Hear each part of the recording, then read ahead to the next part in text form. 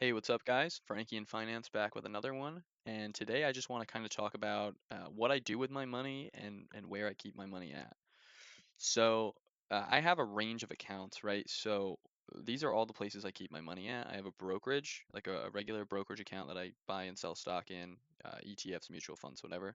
So I have a brokerage account. I have a Roth IRA. I have a 401k, which is also a Roth 401k. I have a TSP account, which is another form of a 401k, but it's for military members actually. I'm a veteran. I have an HSA, which is a health savings account. I have my stock employee purchase program, which I've got a couple $1,000s in. Regular checkings and savings account. I have a high yield savings account, and then I also have a CD account. So it's quite a bit. It's 9 accounts. So we're gonna kind of break it down a little bit. So my brokerage account is kind of my overflow account. Whenever I fill up my tax advantage accounts, um, and I need to keep, investing more money that year, that money flows into my brokerage account. It's also nice because a brokerage account, if I need to access the money, I can take it out. Obviously, I have to pay capital gains, either short term or long term on that money, but it's more accessible than if it were in a retirement account. So yeah, anytime I get filled up in my 401k, um, basically later in the year, probably the last 6 months of the year, I'm buying pretty heavily in my brokerage account, or if there's something in the market that looks attractive to me. So yeah, my next one is my Roth IRA, and the Roth IRA you can put $7,000 in a year. It's tax advantaged. That's for a traditional IRA. Now I don't go for the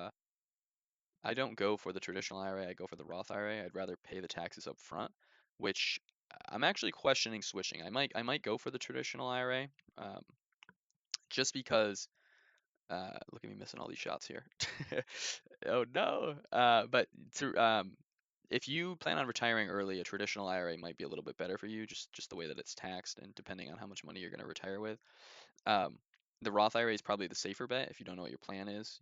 Taxes are most likely going to go up in the future, so you want to lock in those lower tax brackets um, while you're younger. But I don't know if you're going to flip and you're going to go from making a really high income to a really low income in retirement, um, or a respective ratio, then the traditional IRA might be a little bit better. But right now I'm rocking with the Roth IRA.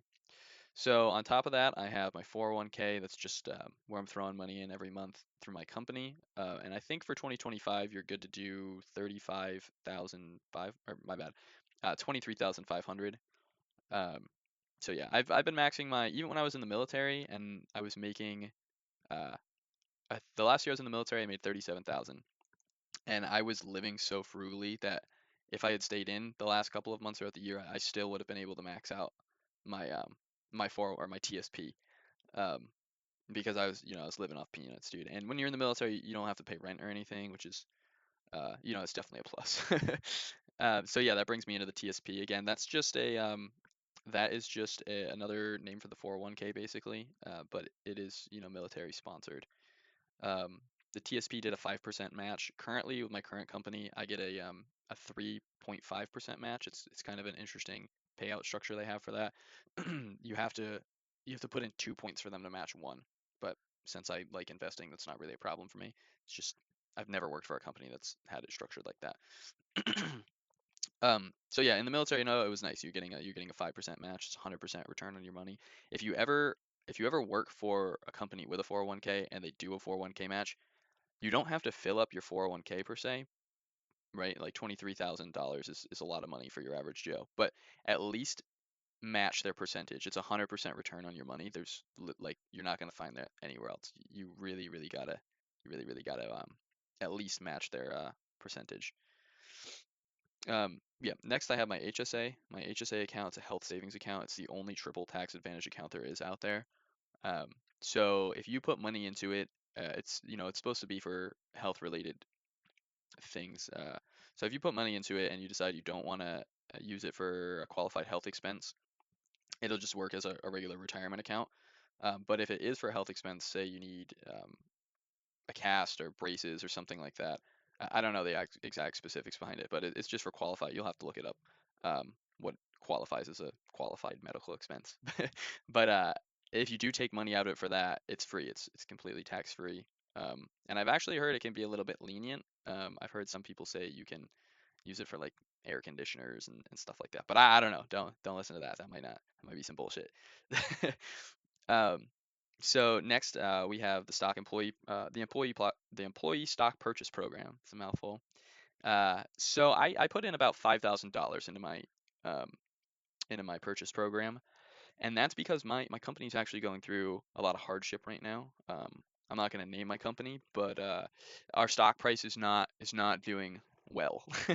So basically, there's buy periods, there's buy dates for it, and I figured, if we bottom out and we end up getting sold, if my company gets sold, I might lose half of that $5,000 before that actually happens.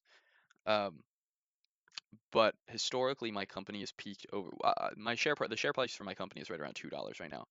Historically, my company has they've surpassed $100 per share 3 times, and one of them was only 2 years ago. So we're definitely on the down and out right now, but there's a lot of upside, right? If I buy at 2 and it goes back to 100, that's a 50x on my money. 50x of $5,000 is a quarter million bucks. So I could lose 250, or I could lose $2,500 with a potential upside of a quarter million dollars. Um, that is a bet I am willing to take. Next, I just have your standard checkings and savings account. Now, my savings account, I'm not gonna lie, it's with my old Navy Federal Bank from when I was in the Marines, and I don't really use it. I think there's like $2 in that savings account, um, and I just keep that in there so it doesn't get closed if I come up with like a good reason why I need it. But realistically, I don't think there's any reason that I really need that account. It's just there. My checking account, however, I use for all my expenses. All of my credit cards get paid through my checking account.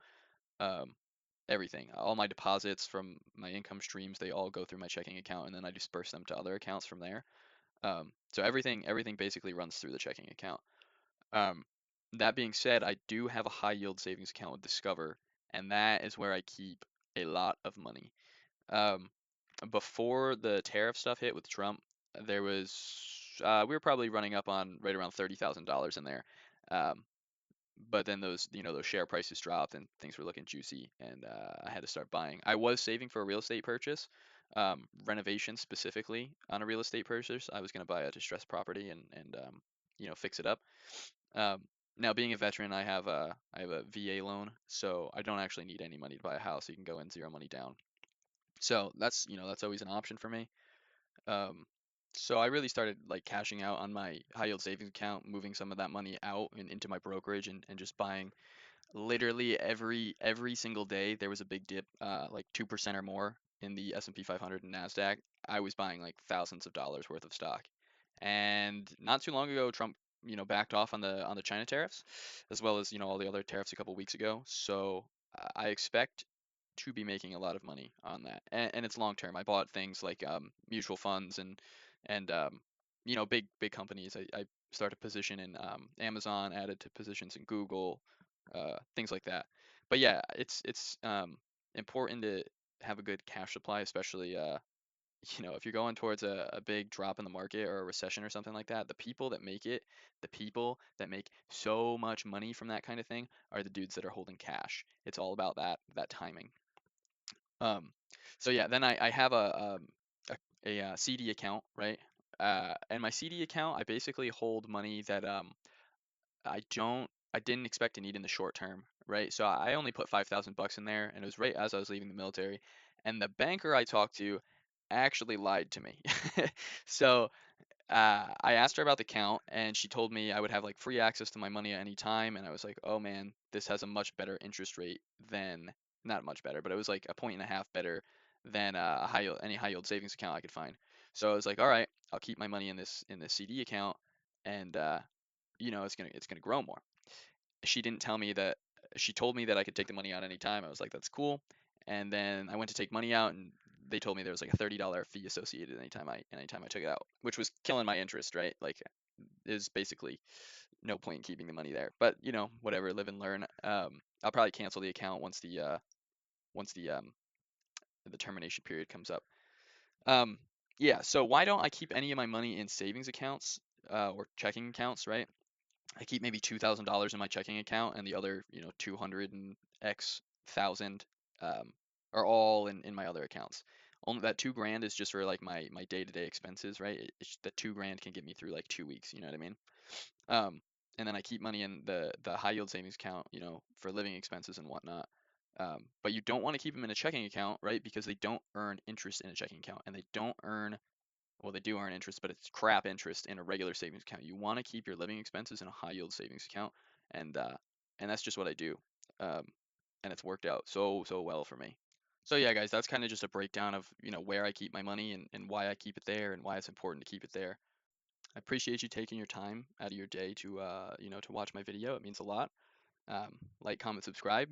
Come back for more.